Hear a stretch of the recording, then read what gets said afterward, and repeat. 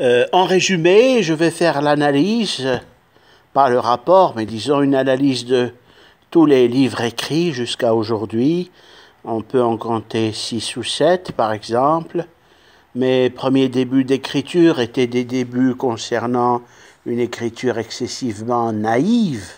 Le métal intelligent et l'histoire, non pas banale, mais c'est une histoire imaginée de petits garçons qui doivent franchir une porte dans une société qui n'est pas bien définie dans la société humaine. C'est un rapport un petit peu cosmopolite de ce que sont nos sociétés ou de ce qui en découle.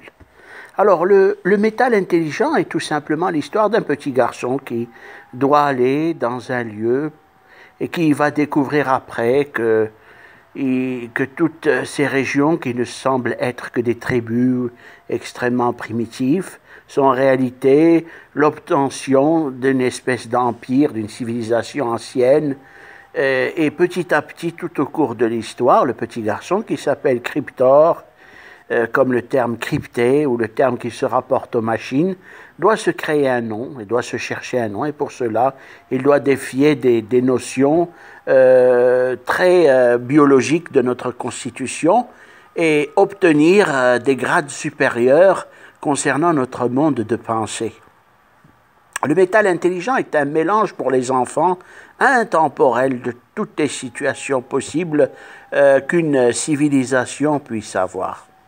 Alors, je serais intéressé, franchement, de vous expliquer que les autres histoires, les autres romans que j'ai écrits sont des histoires qui ont pour base un écrit dit de type scénario.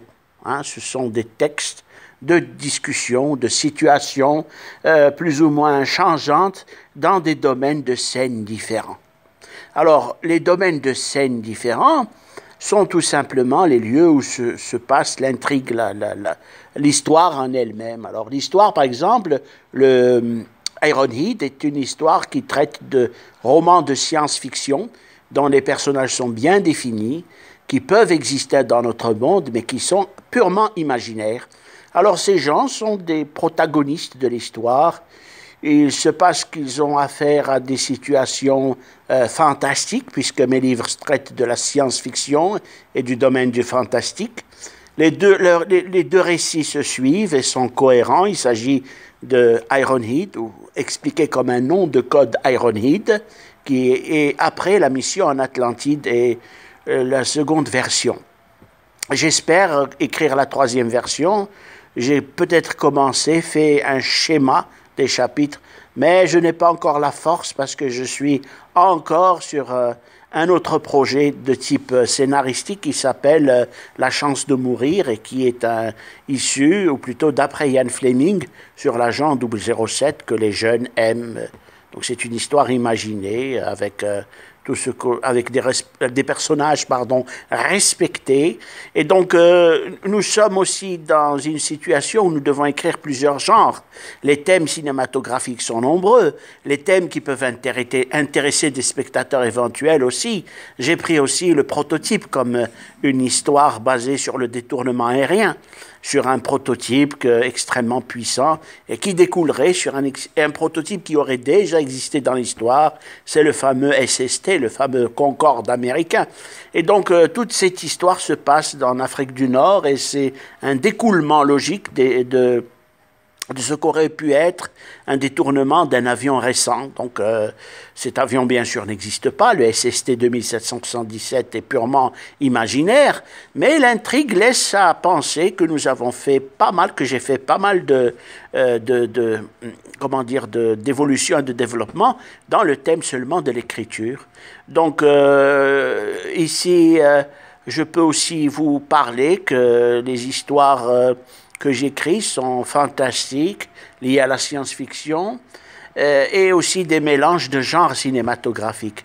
Je pourrais dire qu'on a un petit peu, je me suis un peu inspiré du Jurassic Park, mais pas dans le contexte où les dinosaures sont inventés directement. C'est dans un contexte où on fait un voyage temporel, un voyage dans le temps, et non pas on va vers le futur, mais on peut reculer comme la machine à remonter le temps. on peut reculer vers le passé et revenir à l'époque des dinosaures qui sont très liés à l'existence de l'Atlantide, ce fabuleux monde englouti ou complètement détruit ou imaginaire, décrit par Platon. Hein. L'Atlantide a été décrite par Platon justement face aux colonnes d'Hercule. C'est un sujet qui est très... qui touche beaucoup notre nation, le Maroc. Nous sommes en face, nous avons des colonnes d'Hercule ici, et le monde atlantique, l'océan Atlantique et les États-Unis d'Amérique, et même, disons, le continent américain en sorte. Si je dois continuer à expliquer ces écrits, je dirais que j'ai touché un petit peu à tout, même aux Mille et une nuits, puisque le monde oriental a pour héros Sinbad le marin, dans le récit de Shahrazad, des Mille et une nuits, afin qu'elle charme le méchant roi, le Shahrayar, le roi qui devait la tuer, la servante, disons, celle qui était sous la protection, soi-disant, du méchant roi sultan Shahrayar, elle lui a raconté des histoires pendant Mille et une nuits, concernant notamment tout ce que l'on sait, tout ce que rapportent les Mille et une nuits, les voyages fabuleux de Sinbad le marin, et on retrouve dans ce texte, le merveilleux voyage de Sinbad le marin, un récit un peu à la Shahrazad pour nous faire entrer dans le monde extraordinaire et féerique que sont les Mille et une nuits. Donc c'est un thème à part. J'ai parlé aussi donc des deux volets de Ironhide et Mission en Atlantide. J'ai parlé du prototype, un autre thème qui s'agit du détournement aérien. J'ai fait part aussi d'autres histoires. Par exemple, on pourrait énoncer, comme je l'ai dit au début, le métal intelligent, mais c'est quand même assez primaire comme histoire. C'est pour les petits-enfants et pour faire un cartoon, tout simplement un dessin animé. Et donc là, je fais un petit peu l'analyse de tout ce qu'on fait, de tout ce qu'on rapporte, le prototype, mes monstres sacrés aussi, c'est un thème à part, c'est la tragicomédie, c'est de l'humour comique, parce que j'ai été très, très fasciné, très inspiré par ce fabuleux feuilleton que j'avais vu enfant et qui faisait part des monstres sacrés qui étaient réunis dans une seule aventure et on pouvait voir... Alors là, j'ai transposé cette histoire, non pas dans les années 50, mais dans notre monde où il y a exactement des conflits plus importants, des situations burlesques, des choses que l'on a retenues tout au long de notre culture cinématographique. Voilà, donc j'ai fait part de la plupart des écrits et j'espère aller de l'avant pour continuer les scénarios parce que ces faits non seulement peuvent être des scénarios mais aussi des jeux vidéo comme le PlayStation, voilà, et donc comme les jeux dont les adolescents et jeunes sont friands. Je vous remercie. Nous sommes en janvier 2019 et tout va bien. Je continue sur cette lancée. Merci beaucoup et bonne journée.